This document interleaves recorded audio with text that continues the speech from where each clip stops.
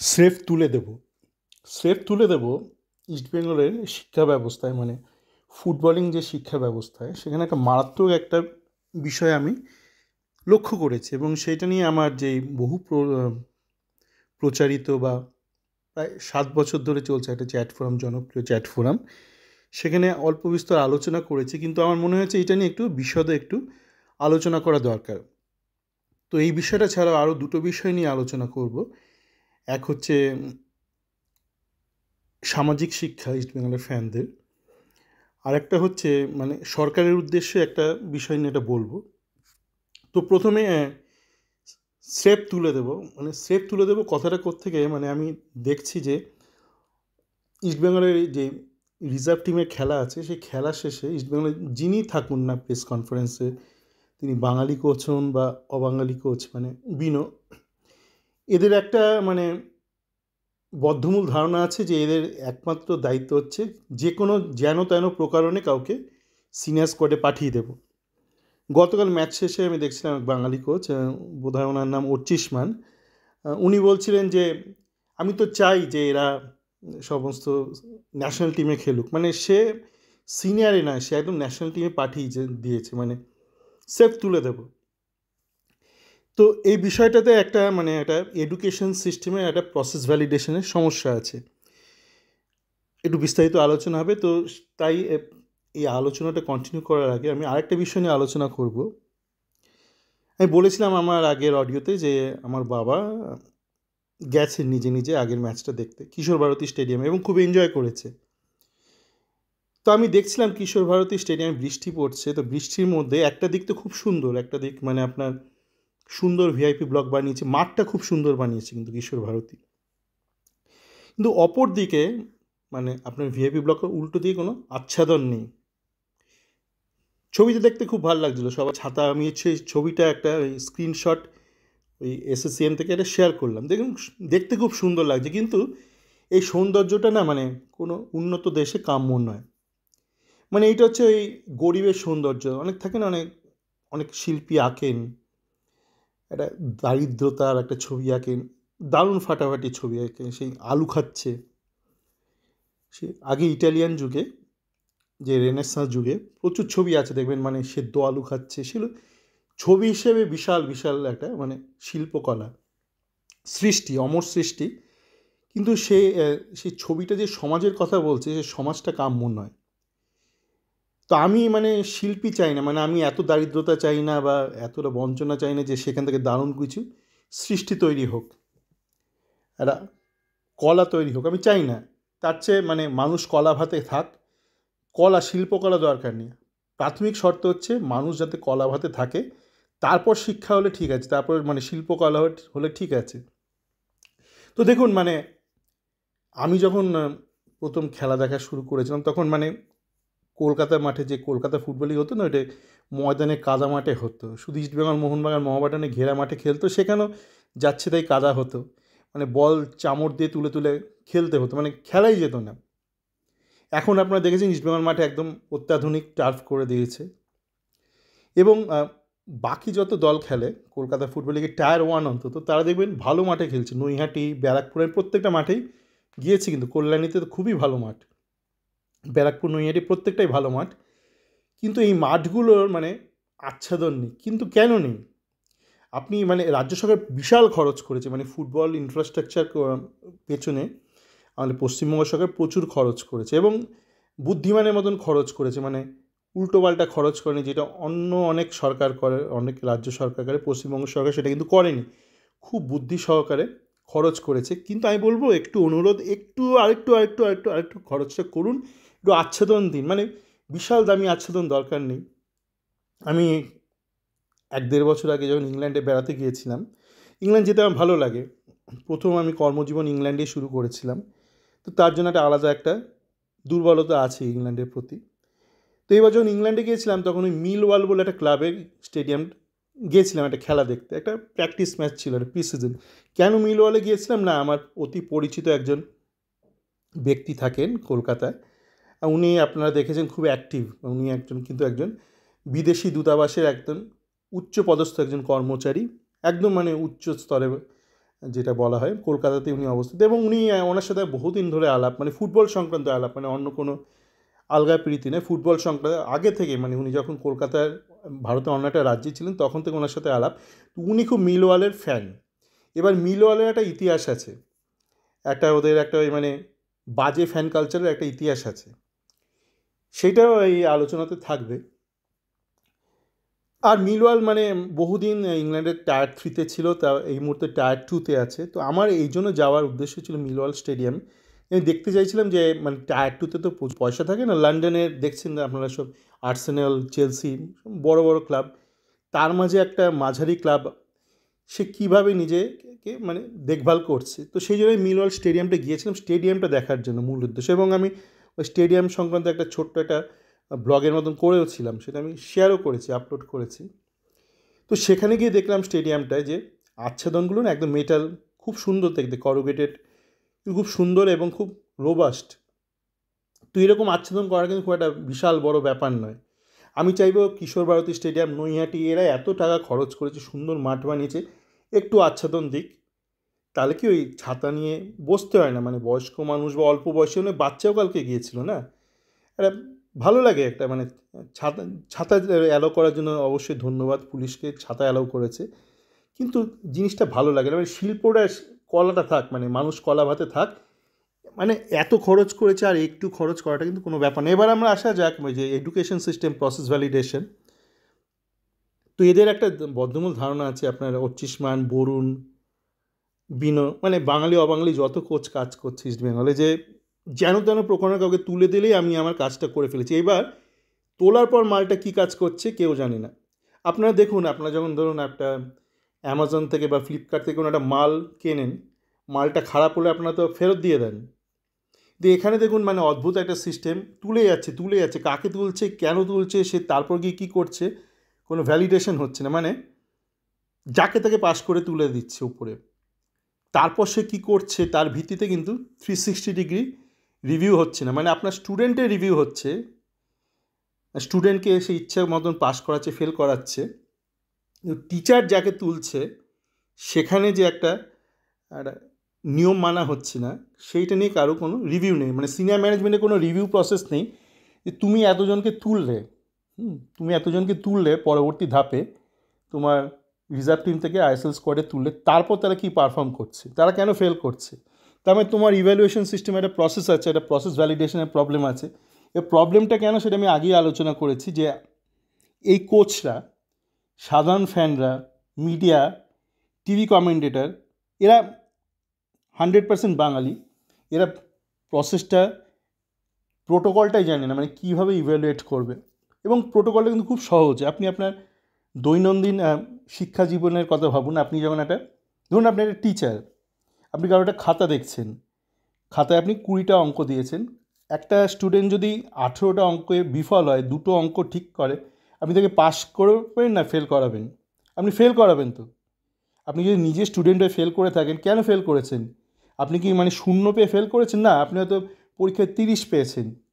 তা ফেলটা কেন করলেন? কারণ আপনি 70টা পাননি, আপনি যে পাস মার্ক সেটা পাননি।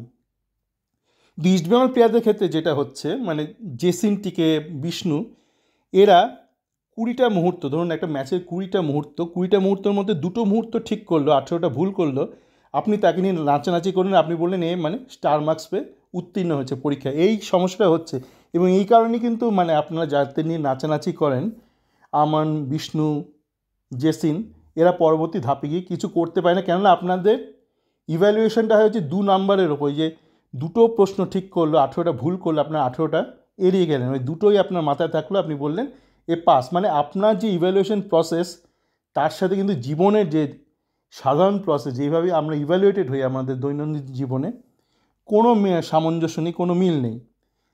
এই জন্য আপনারা যখন ফেল করেন, আপনার এটা সেটা অনেক কারণ বলেন জার্সির ওজন ভার নিতে পারছে না, এবং এই দোষে দুষ্ট শুধু যে সাধারণ ফ্যান তা নয়, সাধারণ ফ্যানদের এসব না জানাটাই স্বাভাবিক। মানে আমি কি মানে সারা জীবন এইসব ভেবে চিনতে খেলা দেখেছি? না, আমিও আপনাদের মতন, অনেকেরই মতন অত বুঝতাম না। পরবর্তীকালে হয়তো বিগত কয়েক বছর ধরে যবে থেকে চ্যাট ফোরাম খুলেছি, একটা কোয়ালিটি আলোচনা হয়, সারাদিন আলোচনা হয়, তখন থেকে এইভাবে আমি দেখছি। যেমন ধরুন আপনারা অনেকেই দেখেছেন, আমি চ্যাট ফোরামে শেয়ার করেছি, বিষ্ণুর অনেকগুলো মোমেন্ট, জেসিনের অনেক টেকনিক্যাল ত্রুটির মোমেন্ট কেন সে কীভাবে শেয়ার করেছে। আমি যখন খেলাটা দেখছিলাম, আমি একটা খাতা আর একটা পেন নিয়ে বসছিলাম, তো দেখছিলাম প্রত্যেকটা মুহূর্তে একটা প্লেয়ার যখন বলটা পাচ্ছে বা পাচ্ছে না, মানে সে যখন খেলার সাথে ইনভলভড, তো তার মুভমেন্টটা কীরকম, সে নিজেকে কীভাবে রিলোকেট করছে, বা সে বলটা পাওয়ার জন্য কী করছে, বা বলটা পাওয়ার পর কী করছে, প্রত্যেকটাই মানে এই 20টা পয়েন্ট ইভ্যালুয়েট করছি। তারপর আমি দেখলাম জেসিন 2টো পয়েন্ট ঠিক করলো, মানে 2টো গোল দিল, 18টা ভুল করলো। তো এই যদি আপনার মানে পারফেকশন রেট হয়, আপনি পরবর্তী ধাপে গিয়ে তো আপনার ওইটা আরও কমবে না, আপনি তো ওই 20খানা মুহূর্ত পাবেন না পারফর্ম করার জন্য। তো এই ব্যাপারগুলো যে আপনারা যে ইভ্যালুয়েটটা করেন না, আপনারা না করলে কোনো অসুবিধা নেই। প্রবলেম হচ্ছে যারা কোচ রয়েছে, বাঙালি অবাঙালি কোচ, এরা জিনিসটা ইভ্যালুয়েট করছে না এবং প্রসেসটা ভ্যালিডেটেড নেই।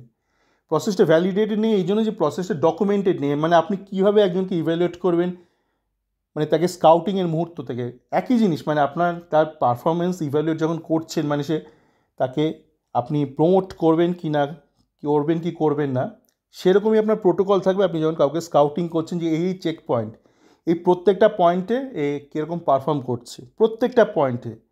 তো এইগুলো কিছুই নেই ইস্টবেঙ্গলে, কোনো ইভ্যালুয়েশন প্যারামিটার নেই, কোনো প্রোটোকল নেই, কোনো রিপোর্টিং নেই। আপনারা যে এত লাফালাফি করেন সাধারণ জীবনে, আপনারা লাফালাফি করেছেন তো, এবং ন্যায্য কারণেই করেছেন, যে এসএসসি এক্সাম বা এখানে 1 নম্বর বেশি কম নিয়ে একদম ন্যায়সঙ্গত মানুষের ক্ষোভ কেন থাকবে, ল্যাক অফ ট্রান্সপারেন্সি, বা কেন 1 নম্বর বেশি কম হবে, একদম ঠিক কথা। তো এই জিনিসটা, এই নীতিবোধটা, এই জ্ঞানবোধটা আপনাদের কোথায় যায় যখন ফুটবলের ক্ষেত্রে আলোচনাটা হয়। মানে ফুটবলটাকে ফালতু, মানে এটা তো এদের পেশা। টিচারদের যেমন শিক্ষকতা তাদের পেশা, শিক্ষকদের শিক্ষকতা পেশা, ফুটবলারদের তো এইটাই তার পেশা।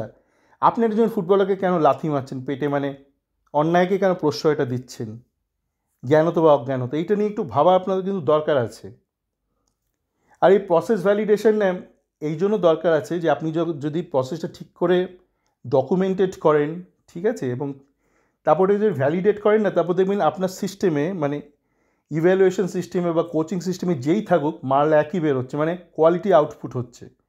মানে আপনি ধরুন যখন আপনি কেএফসিতে খান বা ম্যাকডিতে খান, আপনার আশপাশে যদি থাকে, এখন কলকাতায় অনেক খুলে গেছে, ভারতে খুলেছে, আপনি দেখবেন যে মানে মুখ বদলে যায়। বিদেশে তো আরও বদলায়, মানে বিদেশে তার কারণ হচ্ছে বিদেশে এই কেএফসি, ম্যাকডি, স্টারবাকস, এখানে অনেক স্টুডেন্ট কাজ করে, এবং স্টুডেন্টরা মানে মানে নিজেদের খরচ, মানে পড়াশোনার খরচ জোগাড় করার জন্য এখানে কাজ করে। তো সারাক্ষণ দেখবেন এদের মুখটা বদলে যাচ্ছে, কিন্তু মোটামুটি এদের খাবারটা একই রকম থাকছে। তার কারণ এটা হচ্ছে এক প্রসেস ভ্যালিডেশন, মানে প্রসেসটাকে ওরা স্ট্যান্ডার্ডাইজ করে দিয়েছে। এবার এই প্রসেস ভ্যালিডেশনটা একটু কঠিন, মানে তার কারণ সেখানে যদি ম্যানুয়াল ইনভলভমেন্ট বেশি থাকে, ধরুন একটা আপনি একটা চাইনিজ রেস্টুরেন্টে যান, ছোট্ট চাইনিজ রেস্টুরেন্ট, সেখানে হঠাৎ দেখলেন খাবারটা খারাপ হয়ে গেছে, না কেন, হয়তো আপনার যে কুক সে হয়তো ছুটিতে গেছে, চায়নায় গেছে বা অন্য কোথাও বেড়াতে গেছে। আর বড় রেস্টুরেন্টে ওদের আবার দেখবেন বড় শেফ থাকে, সেখানে আপনি বুঝবেন না যে কেউ ছুটিতে গেছে কি না। তো এই বা বড় মিষ্টির দোকানে যেখানে অনেক মিষ্টি তৈরি করার কারিগর আছে, সেখানে একজন ছুটিতে গেলে কোনো অসুবিধা হয় না। তো যাকে মানে যখন মেশিন বেশি ইনভলভ থাকে, প্রসেসটা একটু স্ট্যান্ডার্ডাইজ, স্টেবিলাইজ, ভ্যালিডেট করাটা অনেক সহজ হয়ে যায়। যখন মানুষের ইনভলভমেন্ট থাকে, তখন যত বেশি মানুষের ইনভলভমেন্ট থাকবে, তত ব্যাপারটা স্ট্যান্ডার্ডাইজ করা যায়। যাই প্রথম যেটা শর্ত বা যে প্রয়োজনীয়তা, সেটা হচ্ছে প্রসেসটাকে আপনাকে ঠিকঠাক করে লিখতে হবে, এবং এটা কিন্তু জীবনের প্রতিটা ক্ষেত্রেই প্রযোজ্য। মানে আপনি এই যে ডাক্তারি পরীক্ষায় আমরা দেখছিলাম আরজিকর ইনসিডেন্টে, আমি সমস্ত বিষয় কিন্তু ওরকম সাদা কালো করে দেখি না, মানে প্রত্যেকটা পয়েন্ট ইভ্যালুয়েট করি। যে একটা প্রবলেম ছিল যে যেভাবে লোকদের ইভ্যালুয়েট করা হচ্ছিল কলেজে, এবং এটা কিন্তু আজকের সমস্যা নয়, মানে এটা লেগেসি প্রবলেম, মানে কোনো বিশেষ কোনো সরকারকে আপনি দোষারোপ করতে পারেন, এটা হয়ে আসছে, মানুষ সামাজিকভাবে এটাকে মেনে নিয়েছিল যে এরকম তো হয়।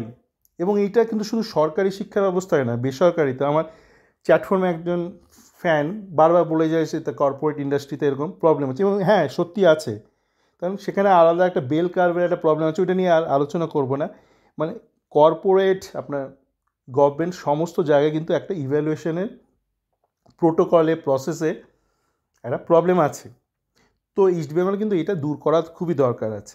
আচ্ছা, যাকে এবার শেষ বিষয়টা নিয়ে আসি, যে কালকে ম্যাচ শেষে দেখছিলাম এসএসসিএন অ্যাপে একটা ইন্টারভিউ নিচ্ছিল, মানে ওদের যে অ্যাঙ্কার, একটা বাচ্চা মেয়ে, সে প্রথমে বলছে যে তুমি কেন ইস্টবেঙ্গল ফ্যান, বলছে হ্যাঁ ইস্টবেঙ্গলে গালাগাল হয় না তাই ইস্টবেঙ্গলের ফ্যান বলে দিয়েছে। তাই একটু বাদে 5 মিনিট বাদে সে বলছে মাঠে ঢুকেছি তো এত গালাগাল হচ্ছে, আমি গালাগাল শুনছিলাম না। এখন দেখুন এই গালাগাল বিষয়টা না খুব ইন্টারেস্টিং বিষয়। গালাগাল কি আগে ছিল না? অবশ্যই ছিল। আমার বাবাও সেদিন মাঠে গিয়ে বলে এত গালাগাল দিচ্ছে। আমি বললাম কি তোমরাও তো গালাগাল দিয়েছো, আমার সামনে কত দিয়েছো। আমার এক কাকু ছিলেন, তিনি আমাকে মানে সরকারি, তিনি আমাকে ভিআইপি টিকিট দিতেন আগে, এখন উনি মাঠে অতটা যান না। তো উনি মানে একদম মানে কাঁচা খিস্তি দিতেন, আর ছাতা ছাতা নিয়ে মানে চেয়ার ঠেয়ার ভাঙতেন। মানে আগে সল্টলেক স্টেডিয়ামে আপনারা চেয়ার, এখন যে চেয়ারগুলো দেখছেন সেই চেয়ারগুলো প্রথম দিকে ছিল ভাঙার পর আবার নতুন করে চেয়ার এসছে। উনি চেয়ারটার ভাঙতেন, কাঁচা খিস্তি দিতেন, কিন্তু ব্যাপারটা ছিল স্পন্টেনিয়াস ছিল। মানে উনি একাই মানে আবেগতাড়িত হয়ে গিয়ে ছুটে ছুটে গিয়ে চেয়ার ভাঙলো, কি গিয়ে সামনে গিয়ে রেফারিকে গাল মন্দ করলে, এগুলো করতেন। কিন্তু ঠিক আছে, এইটা মেনে নেওয়া যায়, মানে ফুটবল তো খুব এক্সাইটিং খেলা। কিন্তু এখন যেটা হয়, আমি যখনই মাঠে যাই, কলকাতায় যাই, অন্তত আমি 2বার ভারতে যাওয়ার চেষ্টা করি বছরে, কোনো সমস্যা না হলে, কোভিডের সময় যেতে পারিনি। তো দেখেছি ইস্টবেঙ্গলে বেশ কিছু ফ্যান ক্লাব আছে, মূলত আলট্রাস, বিভিন্ন তাদের নাম এটা সেটা। তারা ভাবে কি মানে তারা যদি খুব গালাগাল দেয় তারা ইউরোপিয়ান আলট্রাস হয়ে যাবে। না, এইভাবে হয় না। যারা করে তারা স্টুডেন্ট, অল্প বয়সী, অবশ্যই মানে তারা এখনও পড়াশোনা করছে। দেখুন আপনি ওইভাবে না টুকতে পারবেন না বিদেশকে। ওই মিলওয়াল বললাম, মিলওয়ালে একটা একটা ওয়ার্ক কালচারের সমস্যা ছিল। তার কারণ হচ্ছে মিলওয়ালটা ইংল্যান্ডের মানে লন্ডনে যেখানে, সেখানে খুব মানে গরিব মানুষরা থাকে।